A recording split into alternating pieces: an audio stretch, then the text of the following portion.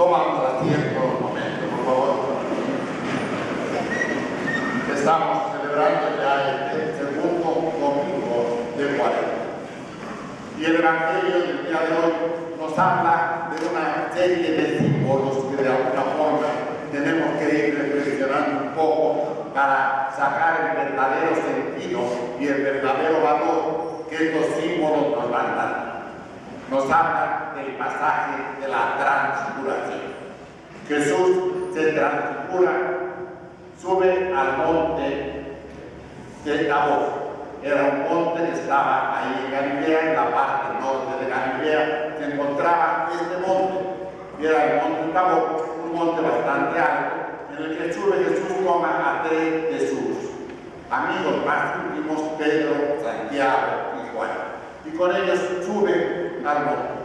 Ha pasado ya el momento en que de alguna manera la gente está por un lado expectante, ya mucha gente sigue a Jesús, pero también mucha gente, sobre todo los dirigentes judíos, están en contra de Jesús. Y entonces ya es el momento en que Jesús más adelante va a bajar a lo que va a ser la región de Judea. Entonces son los últimos momentos en que Jesús está en la región de Galilea. Y ahí nos dice el Evangelio que se transfiguró. Apareció 2 personajes del Antiguo Testamento, Elías y Moisés. Hablar de Elías en el Antiguo Testamento era hablar de una de las columnas básicas de lo que era la religión judía, que era el profetismo. La otra columna básica de la religión judía era la ley, y hablar de Moisés era hablar de la ley. Cuando el Evangelio nos dice que aparecen Moisés y Elías a un lado de Jesús, quieren hacernos ver que las 2 grandes estructuras de las que está cimentada la religión judía, la ley y el profetismo, personificados en Moisés y Elías, se hacen presentes en ese momento. Y ahí entonces se oye la voz del Padre que dice: este es mi Hijo amado, escúchenlo. La ley va a quedar abrogada en este momento. Lo que es el profetismo ya no va a poner cuenta dentro del pueblo judío. Ahora la palabra que se tiene que escuchar no es ni la palabra de Moisés ni la palabra de Elías. Ahora la palabra que se debe escuchar no va a ser la palabra del profetismo de los grandes profetas del Antiguo Testamento, ni la palabra de lo que era el legislador máximo del pueblo judío, que era Moisés. Y se nos habla también ahí que Jesús está en el monte y hablando ya por ellos acerca de lo que va a ser su futuro. Está hablando acerca de lo que va a ser su muerte.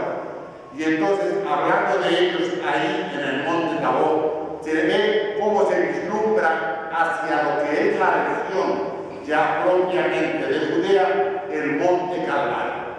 2 montes importantes: el monte de la transfiguración, que es el monte Tabor, y el monte Calvario, que está en Judea, que es el monte de la muerte.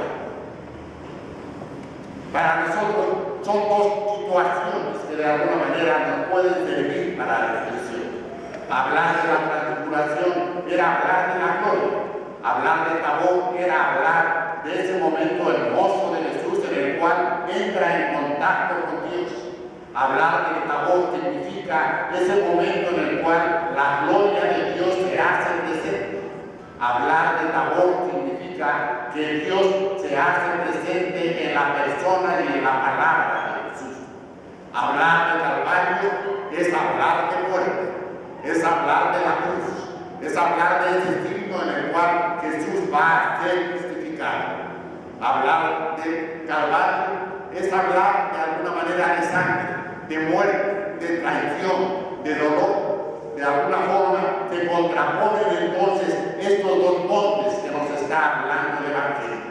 Tabor, que es vida; Calvario, que es muerte. Tabor, que de alguna forma es alegría y éxito en lo que es todo lo que es el mensaje de Jesús, y el Calvario, que es de alguna manera la soledad máxima de Jesús cuando deja de alguna forma de predicar lo que es la buena noticia.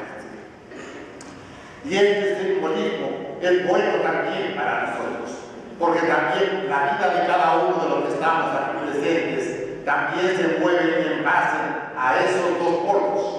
En la vida de muchos de nosotros, o de todos nosotros, mejor dicho, se encuentra el Tabor, y en la vida de todos nosotros se encuentra el Calvario. Momentos de gran alegría, momentos de gran ilusión, momentos de gran esperanza, momentos de gran triunfo, momentos en que las cosas siempre caminan bien, momentos en que de alguna manera vamos viendo todo con una mirada optimista y con una mirada totalmente triunfal. Este es el Tabor en la vida de cada uno de nosotros. Pero también en la vida de nosotros vamos viendo hacia la penumbra momentos de gran dificultad, momentos de gran dolor, momentos de gran angustia, momentos de traición, momentos de desesperación, momentos de soledad. Y esos momentos entonces son el Calvario en el que cada uno de nosotros va viviendo. Y entre el Tabor y el Calvario vamos pasando la vida. Y entre el Tabor y el Calvario vamos cada uno de nosotros tratando de ir construyendo poco a poco nuestra propia personalidad y vamos tratando de ir construyendo nuestra propia realización. Por eso no hay que tratar de siempre vivir esa etapa de Tabor a lo largo de la vida, porque de alguna manera el Tabor solamente es la cara de la moneda. En cambio, el Calvario es la otra cara de la moneda que también tenemos que vivir forzosamente. Tenemos muchos momentos hermosos, pero también tenemos muchos momentos difíciles. Tenemos muchos momentos de vida, pero también tenemos muchos momentos de muerte. Tenemos muchos momentos en los cuales tratamos de ser honestos y coherentes en nuestra propia fe. Y tenemos muchos momentos en los cuales también traicionamos con nuestra conducta y con nuestro modo de ser, nuestra propia fe. Es tratar de entender que atrás de la vida está la muerte, que atrás de lo que es la salud está la enfermedad, que atrás de lo que es la alegría está la tristeza. Y todo esto se conjuga en la persona de cada uno de nosotros para tratar de hacer de nuestra propia vida una verdadera realización. No puede vivir una persona que solamente viva sonriendo toda la vida.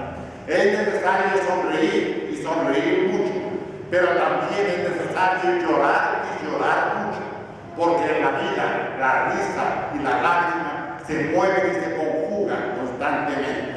Tabor y Calvario están conjugados en la vida de todos los que estamos aquí y de cada uno de nosotros.